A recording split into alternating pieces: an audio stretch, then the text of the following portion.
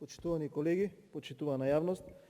Господине Балковски, ќе се осврнам само на трите клучни делови, би рекол, за секој буџет. Тоа се капиталните инвестиции, странските директни инвестиции, како и проблемот со невработените лица. Имено мора да се каже дека во 2020 година имаме само 39% искористеност на капиталните инвестиции на онаа предвидена ставка која што стеа предвиделе на почетокот на оваа година. И тука не може да се зборува дека тоа е заради пандемијата, заради тоа што вие добро знаете, сте биле министр за транспорт, за една инвестиција да се реализира, потребен е сериозен организацијски квалитет за истото тоа да го осмисли и да го ефектуира, а тоа во моментов мора да признаеме дека и не сме баш најсејни. Минус 3,4% во овој буџет, за разлика од оној претходниот имаме предвидено за капитални инвестиции, значи за 2021 година 3,4% помалку ќе имаме средства за капитални инвестиции од 2020 година. Она што е важно да се напомене дека во последниве 15 години овој буџет има најмалку испроектирани средства за капитални инвестиции. Значи во последниве 15 години, оваа година ние ќе имаме најмалку предвидени средства за реализација на капиталните инвестиции.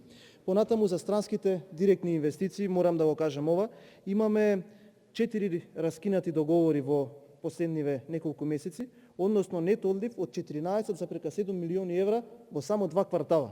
За разлика од нас, еве нашиве соседи, Бугарија има 650 милиони евра плюс во 2 квартала, а Србија има 920 милиони евра плюс, а ние имаме 14,7 милиони евра минус во странски директни инвестиции. Само за оваа година ние имаме предвидено во ставката D5 за странски директни инвестиции околу 563 милиони евра помалку него за оваа година.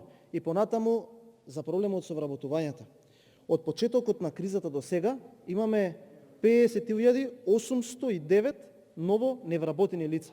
Значи од почетокот на оваа година до сега, заклучно со кризата, ние имаме 50.000 ново невработени лица, или само за месец ноември ние имаме 1419 невработени лица. Значи зборувам само за месец ноември. Тоа е исто како фабриката K-Soft Systems во Кичево да им рече од денеска на вработените, не сте на работа, повеќе не работите, да отидете си дома. Или како еден гигант како Мепсо, како Елем, Министерство за финансии.